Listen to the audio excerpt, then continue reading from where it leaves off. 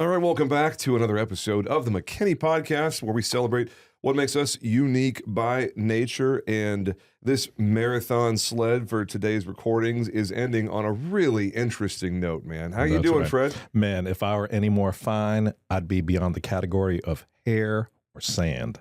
That's Wow. how fine I am. Whew, okay. As my grandfather says, if I was any better, I'd be obnoxious for you to be around. So, I'm just going to jump right in because I know we got a little bit of a tight time frame because this man has a lot of stuff going on his Friday afternoon. So, without any further ado, I will get our little intro music going. Let's hit it. And we are very proud to welcome to the McKinney Podcast, Mr. Paul Grimes, the city manager himself, the leader of the fine people of the city staff of McKinney, north of 1,500 wonderful people that City McKinney calls staff. Paul, thanks for being here, man. Oh, thanks for having me. I appreciate it. This is a lot of fun. You may be one of the people that the average citizen of McKinney has never heard of, couldn't name. They don't know who their city manager is. They have no idea. They have no idea the importance of the role of city manager and the leadership that you provide to our city. But we're going to do our best to change that, at least as best we can in the short time we have here. So you serve as the city manager. You're basically the CEO of McKinney. You are in charge of every city employee, and with the help of City Secretary Empress Drain, who we will get on at some point. That's right. She ignored my interview request the first time, but I don't think she realizes She's not going to escape. No, That's she's right. going to be on here because, good Lord, that woman is powerful and sassy and sarcastic. I love her, and she's going to be here. But the two of you together, have similar executive stuff, but in different capacities, of course. Right. She's more, administrative, clerical leadership and making the paper run where it's supposed to run.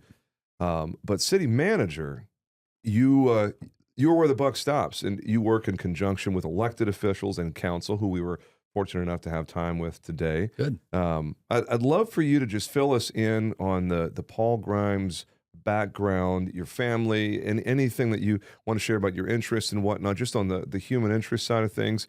And then we'll talk about, what drew you to public administration. Sure. Happy to do it. And McKinney. So, city manager, that's, you're right. A lot of people don't know what it is. And so I will start up by saying that it's never about us, right? That's how, if you understand that about a city manager, it can never be about us. It really has to be about either the organization or the elected officials who are representing the folks. And so, we do, in fact, in many respects, have to subordinate our egos, if you will. You can't really have a big ego to be in a job like this. We're servant leaders, and servant leadership is all about being behind the scenes, trying to make sure that pieces are in place, the resources are in place to make the organization work. And I love it. You amble into this career, and I'll be happy to expand on that in a little bit. The role of city manager, as you mentioned, is chief executive officer for the community, for the organization. So all of the operating departments in the city of McKinney roll up in one form or fashion to underneath my purview, if you will. So from airport to public safety, city secretary, finance, parks and rec, all of those functions. We have 17 operating departments. All those functions roll up under the purview of the city manager's office. I've got some really good assistant city managers. Those are akin to senior vice presidents in the private sector, and they each oversee certain functional areas. And then my role, of course, is they report to me, and my role is to kind of just keep it all going, right? And if I see that there's an issue or there are some resource challenges, then I try to put some fire on that organizationally or resource-wise. And then obviously I interplay between the city council and staff.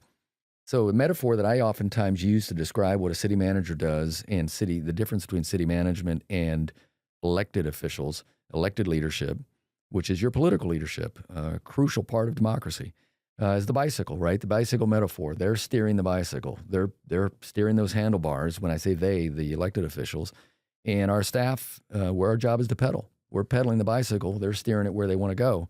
As you can imagine, the metaphor where the city manager fits in there somewhere around a seat and the bottom. And that metaphor is probably apropos because sometimes, you're at the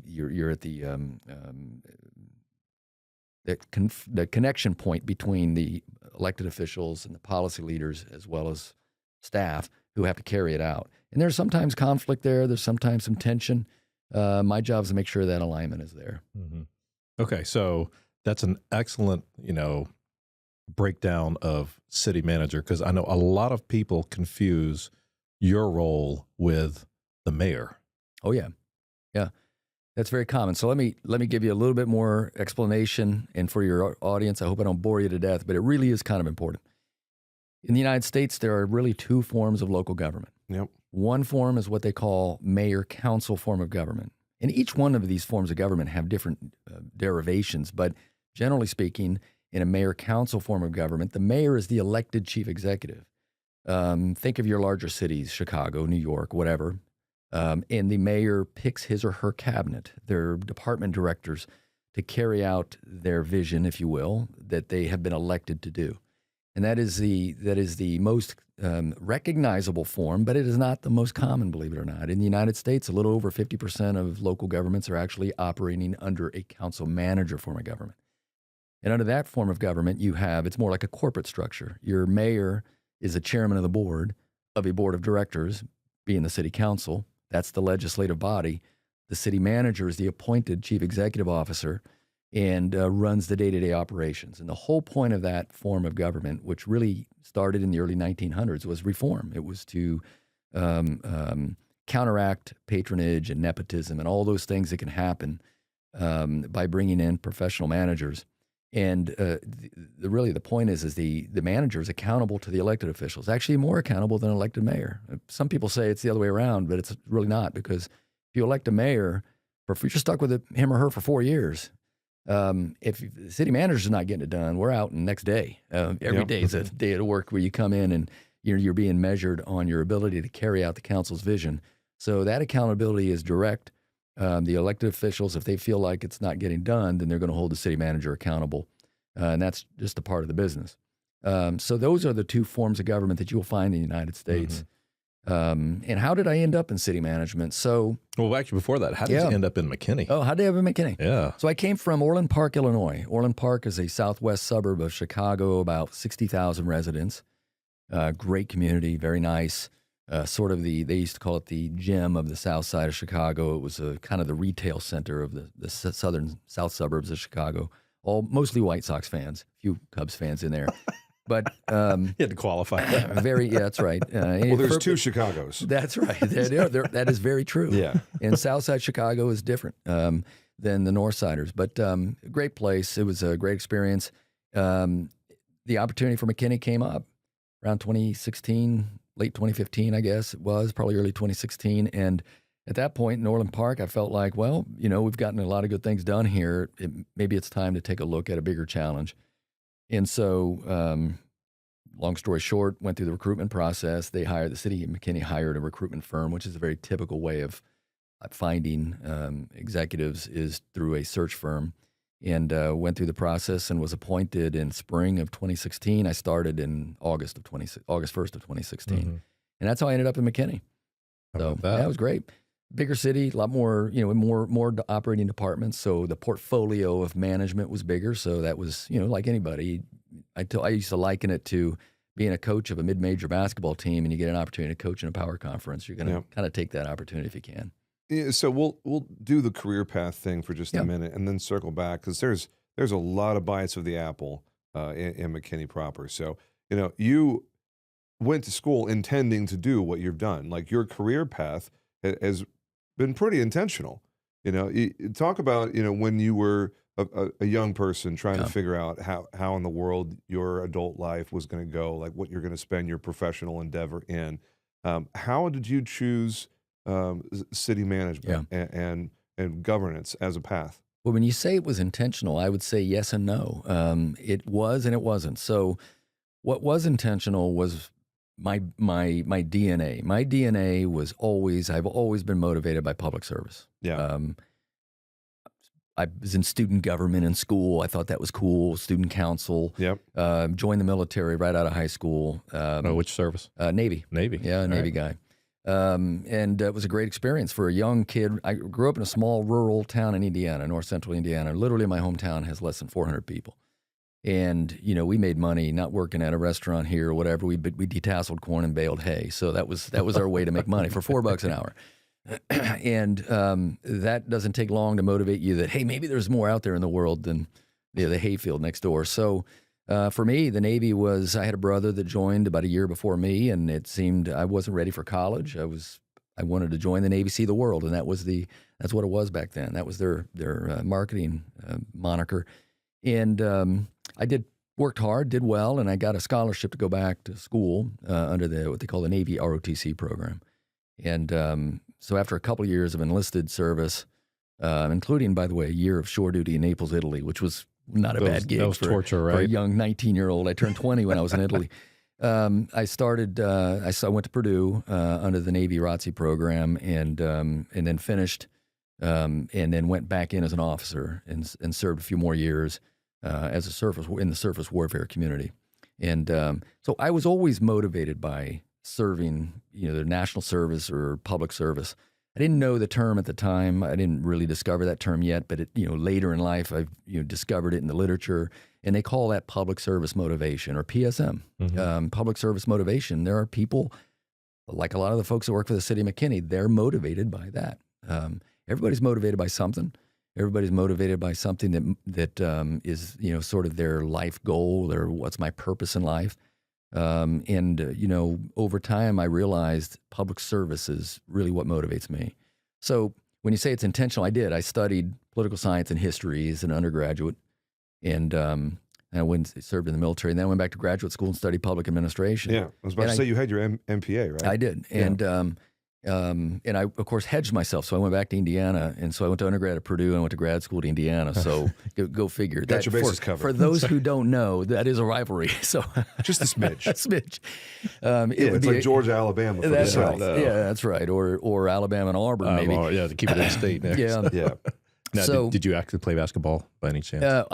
No. I mean, of course, I'm from Indiana, so everybody plays basketball. But Yes. I was never good enough, of course, to play at one of those schools. But I played intramurals and There's a could basketball hold my in own. every crib in Indiana. That's right. I think That's right. That's Yeah. standard. You It don't is. give your children like teddy bears and rattles. You give them a basketball It's part of our ethnic heritage, That's our right. cultural heritage. Hoosier. and a That's wood right. and a That's wood right. and a Woodall book. Yeah, They say the word a little Hoosier before trivia, they say by the that. way. Let me say a little bit of trivia. So, Indiana's unique in the fact that everybody from the state of Indiana, a native of Indiana, is a Hoosier. There is no such thing as Indianian or anything like that. Like every Really? other state's Tennessean or Illinoisan or Texan. In Indiana, there is no Indianian. It's Hoosier. Whether or not you're a Purdue guy That's or right. Indiana I University, bet they love you're that still up a there in Hoosier. Boilermaker country. Yeah, I know. But so there's a little trivia for you about That's Hoosier fantastic. Nation. There So- you go. So Go. you go and you get your MPA and Yep. you start your career path, down the road of I'm going to be in city management. And Well, I didn't. governance. Okay, so let's pick up from there. So in Indiana, between my 2 years in graduate school, everybody has to do an internship or a fellowship. So I went to the EPA in Washington. Oh. And I really went there because I had a good connection from one of my classmates who did it the year before, his summer. And he said, hey, this is a great program. You should apply.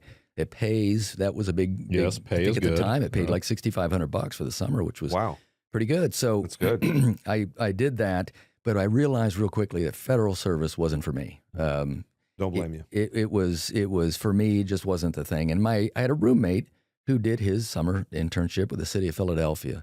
He was more of an information technology guy, an IT guy, but he came back and explained to me and what, working in city government. I said, man, that sounds great. That sounds really cool because it's much more entrepreneurial. Believe it or not, in local government, you get a lot more latitude in local communities to kind of shape your future.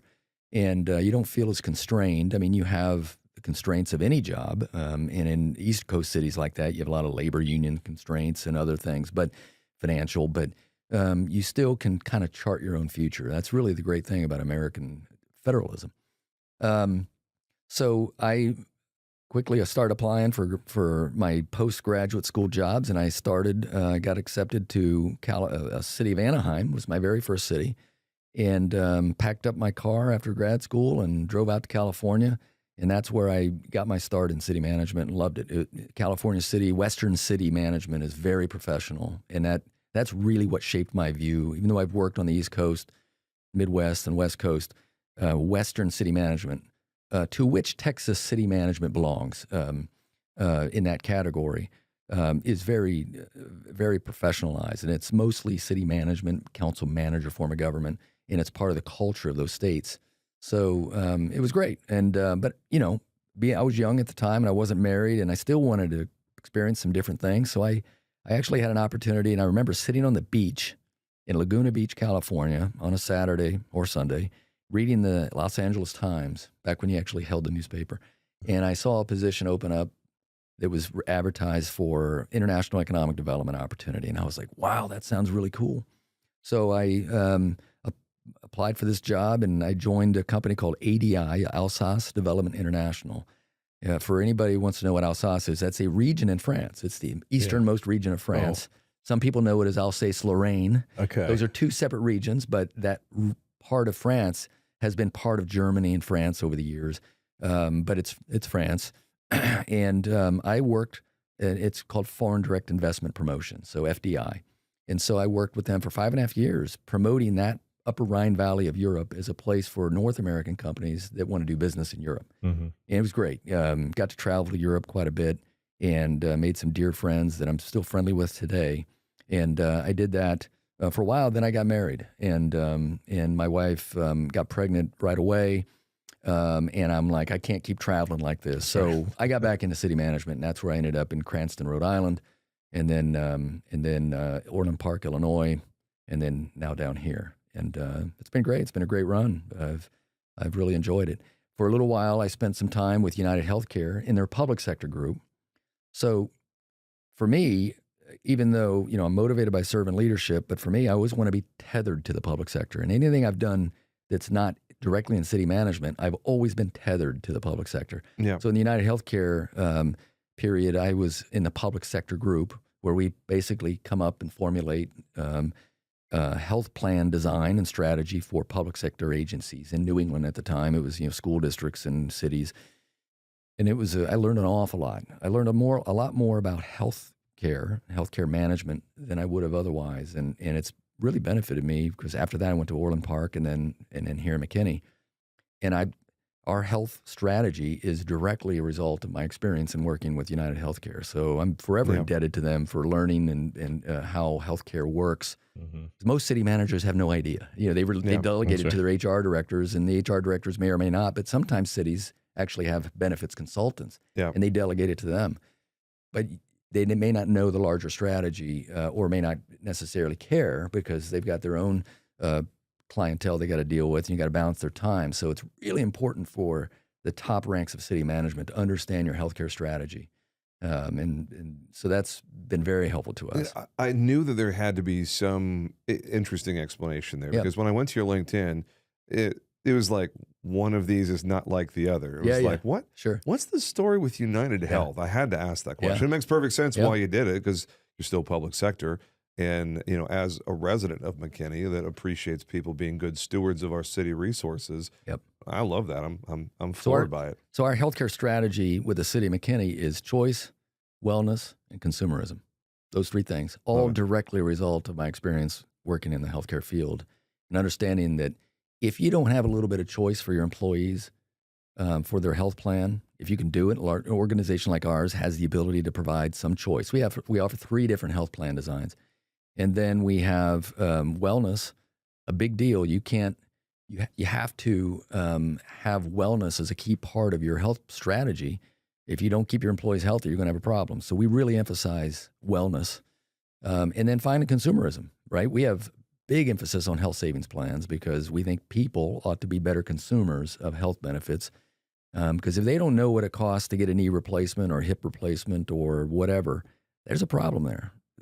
If we don't know what something costs, I guarantee you it's going to be overused, abused, and the marketplace isn't working right. So those 3 strategies, pillars of that strategy, are a direct result of that experience in the private sector. So I'm one to believe that every experience you have ought to be, you get something from it, learn something from it. So you believe in the no losses, only lessons right? That's right. Okay. So, I mean, you described a variety of life experience between, the schooling and the Navy and, your other careers there.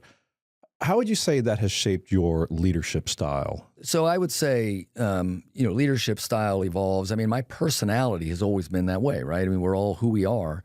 And I've always been generally facilitative. I mean, my approach is, I've never been known as being a hard ass, so to speak, in that sense, even when I was in the military. Contrary to what many people think, the military is not filled with a bunch of, hard asses in that sense. And pardon my language, if that should be okay to say on a podcast, and people know what that means. But I would say that in more cases than not, whether it's in the military or others, is that you're much more team-based management. It's facilitating the team.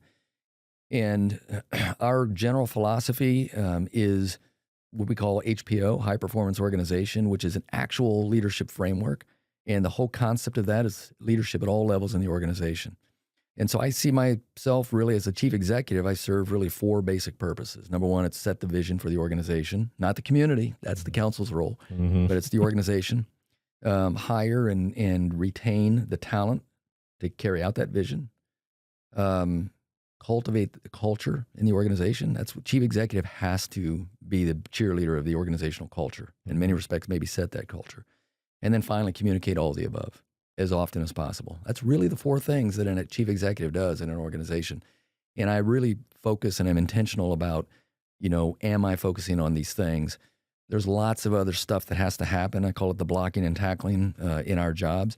But fundamentally, those 4 things I've got to focus on. And so the leadership style is how do we facilitate a team-based approach, leadership at all levels in the organization as much as possible. And we follow the HPO framework as a discipline to do that. It's not just talking about it.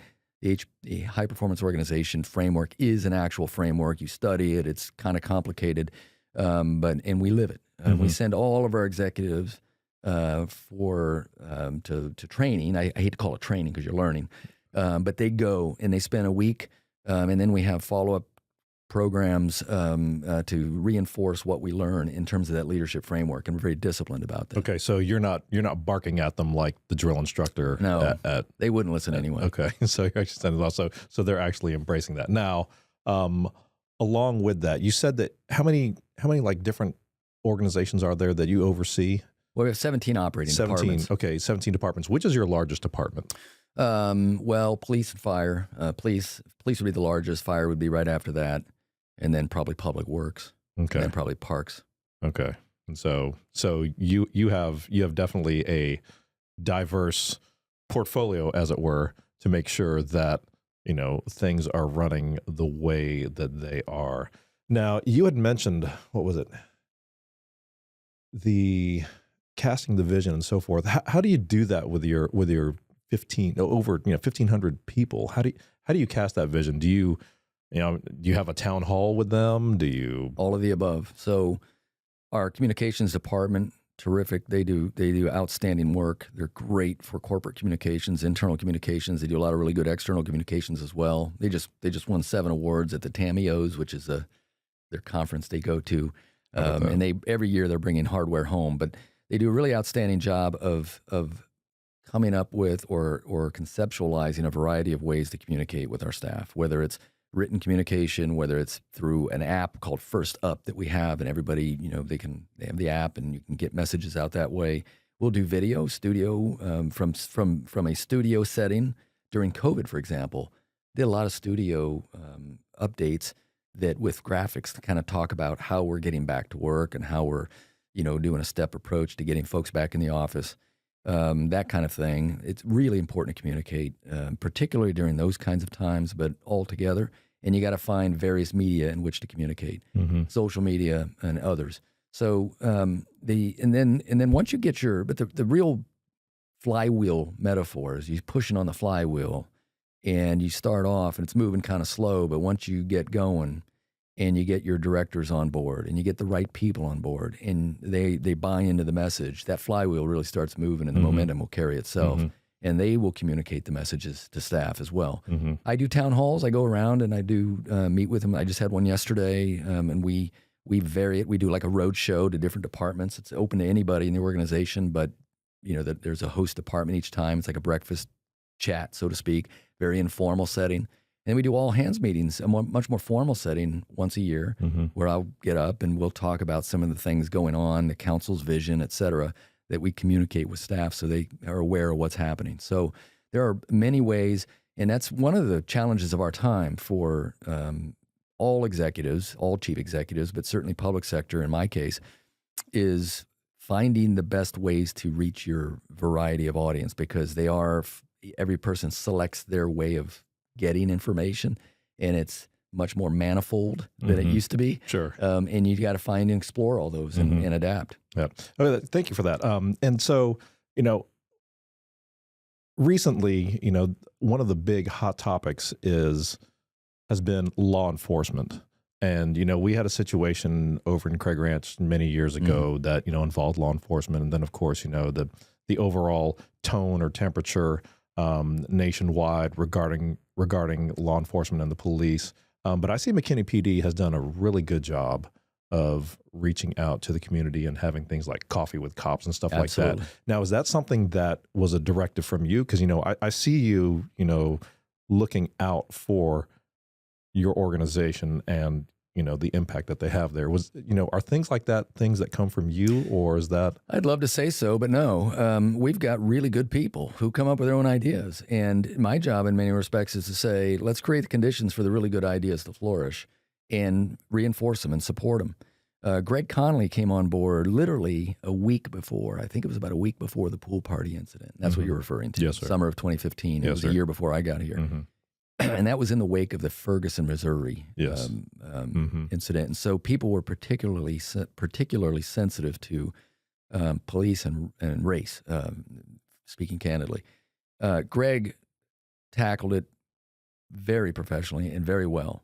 Number one, the police officer who was rambunctious was gone right away. I mean, it didn't take long. The city responded exactly how they needed to respond.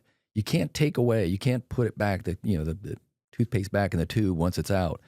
But you respond, you judge communities based on how they respond to the adversity. And I think Greg Connolly, when he was police chief, did a really good job. He put together a police chief's advisory council, which was very racial diversity from different parts of town, to make sure that their perspective, we were communicating that we understood the perspective.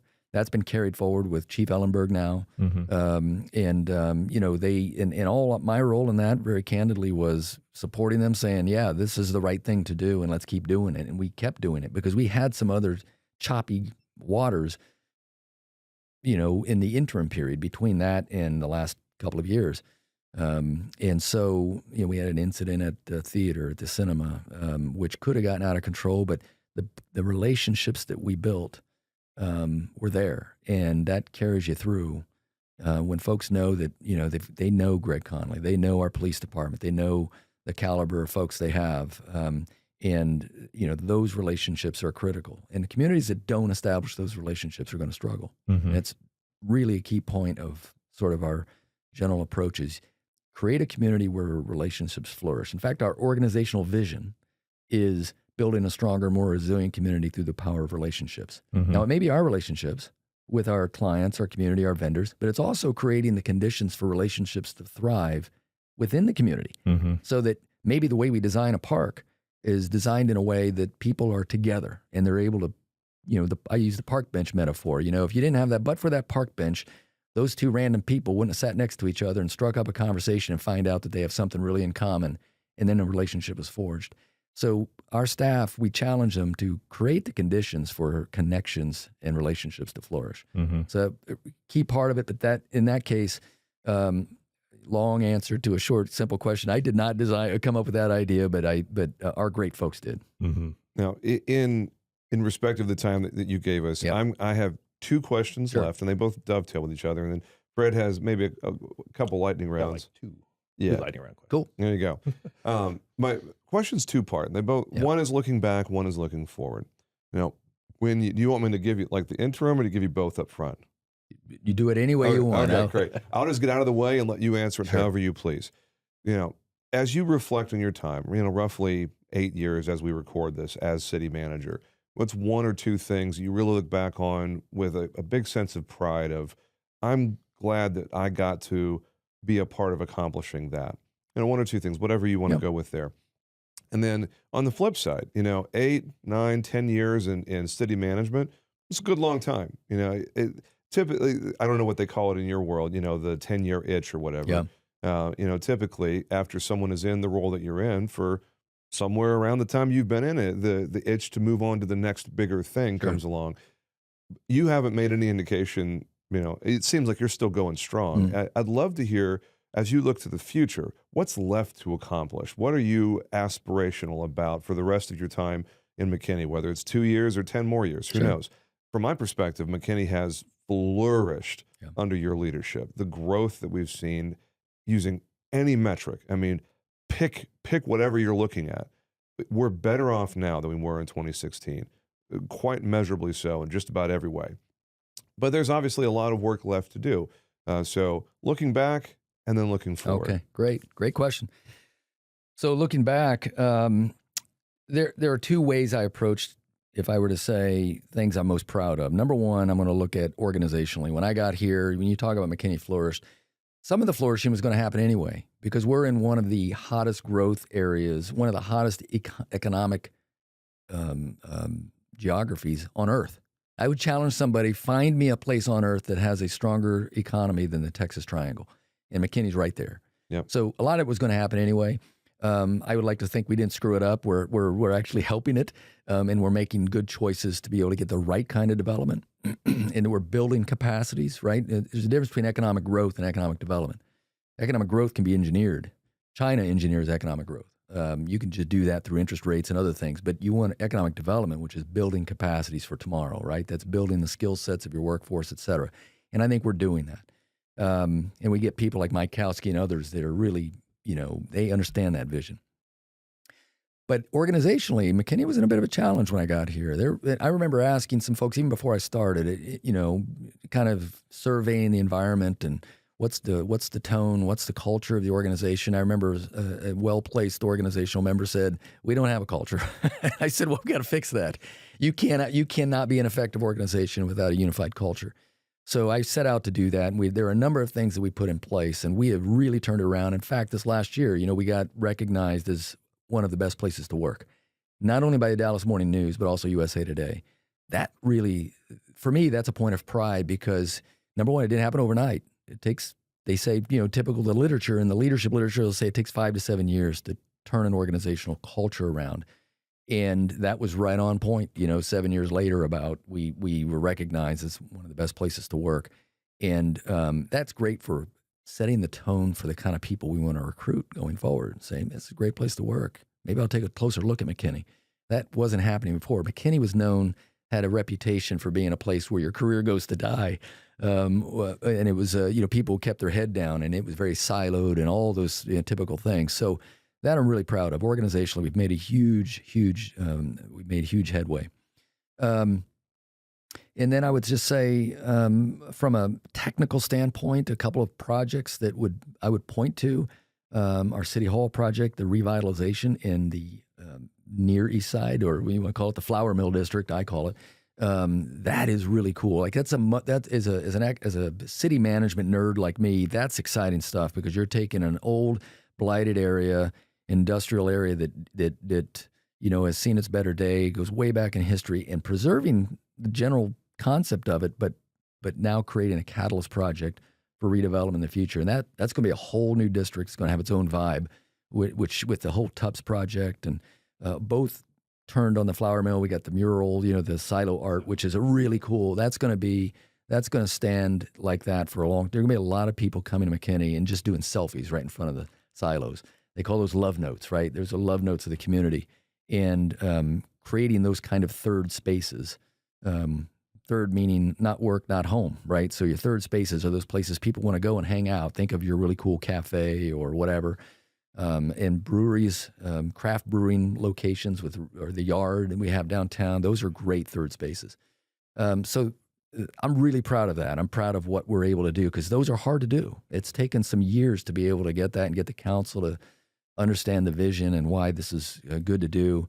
And then getting the folks who are the stakeholders in the community to say, yeah, we like this. This is great. This is a good thing to do. So those would probably be the two things that stand out the most. Love it.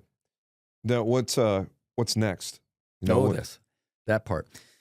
So what hasn't happened yet that you're still working towards and, aspirational? What do you want to see happen next? There's always something happening in city management. There will always be something happening, particularly in McKinney.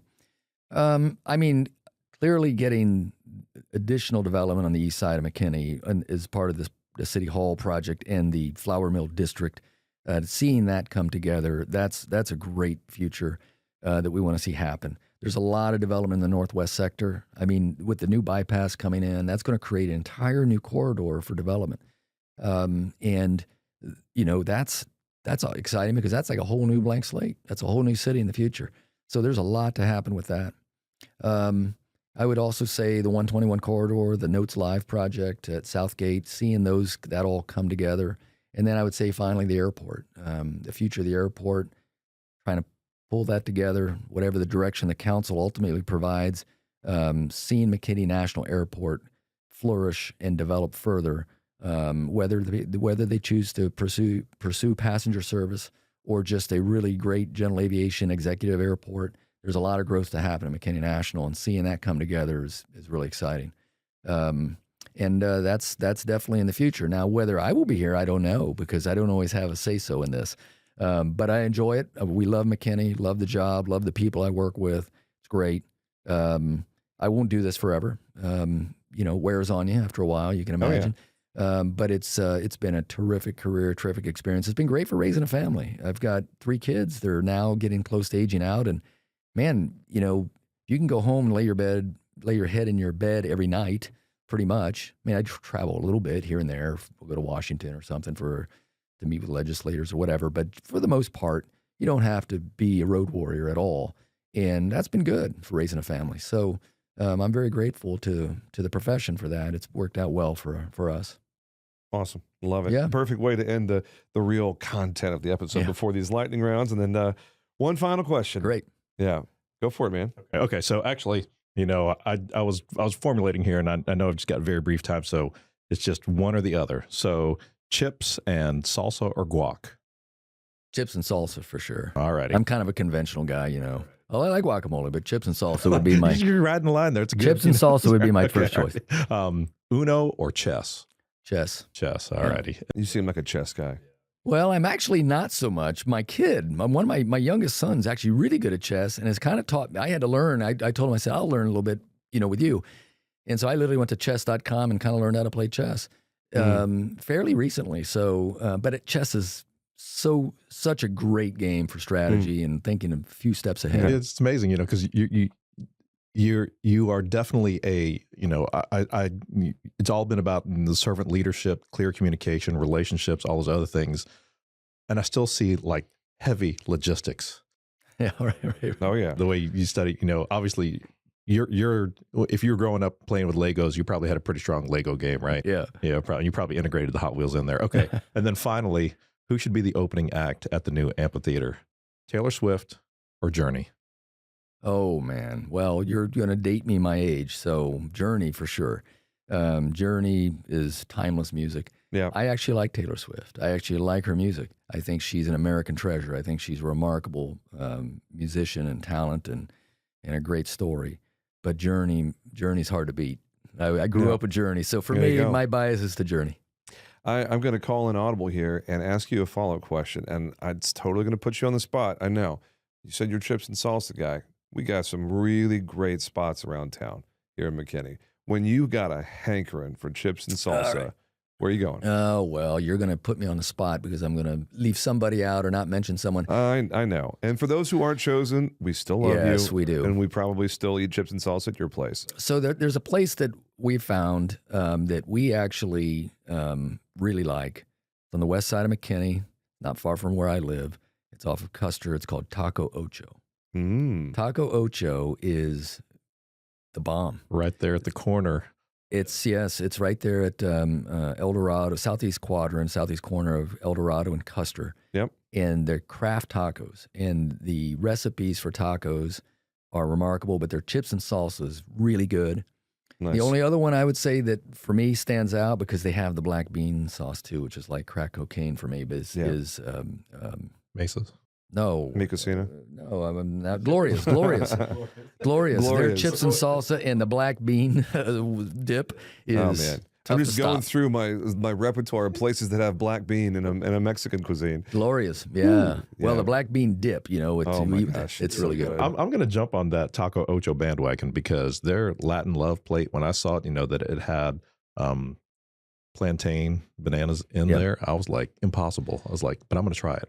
And so we're fans. Okay, James. Final question, and I'm like 90 seconds away from hard stop here. Giant polar bear and a great white shark get in a fight. Who would win in a 6-foot swimming pool with no edges? So giant polar bear, great white shark. Who would win in a fight? 6-foot pool with no edges. Imagine, if you will, the pool is of infinite size. So 12-foot tall polar bear, great white shark, or however big you want it to be. Who's going to win that fight? Well, man, that's a tough one. I'm going to say the polar bear wins it. Sharks are dumb. Polar bears are actually fairly bright. They know how to survive, and I'm going to go with the polar bear. Oh, Fred, I'm sorry to hear that for you. That's another one for Team Polar Bear. Hey, did he pick shark? Did he pick shark? He's Team Shark, but Hey, the teeth are tough to Team overcome Polar those Bear. teeth. Team Polar Bear is up 6-2 Oh, so far. really? Yeah, there we go. What is the rationale given by the others for why they selected polar bear?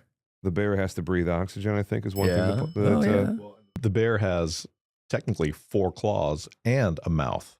Yeah. So, Are you moving over to Team Polar Bear? no. No, he's I'm sticking still with Team the Shark. the great I white. thought the Navy guy would be like all respectful for the. No, we for hate the- sharks.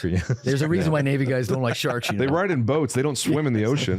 because they respect the shark. Yeah, that's right. He's got to go get to an important meeting. We're going That's to end right. this thing. He is Paul Grimes, city manager. And if you wanted to reach out to his office and get help with anything that you think is something that his team needs to help with, you'll probably end up talking to one of his 17 department heads who can assist with that. But Paul, we'll get your information. We'll put it in the show notes. How do you want people to reach out to you? Is LinkedIn, I'm guessing, is a good platform? You can go to our website. You can send an email to me. It goes to my general city manager email address, but we make ourselves very accessible, and so that's probably the best way. McKinneyTexas.org. You can find me under the leadership, and you can send a message right to me that way. Awesome. Thank you so much for sharing some of your valuable It's time, my Paul. pleasure. This has been a lot of fun. It was a lot of fun. All right. This is another episode of the McKinney Podcast. That's it for today, boys and girls. We'll catch you next time. Y'all take care.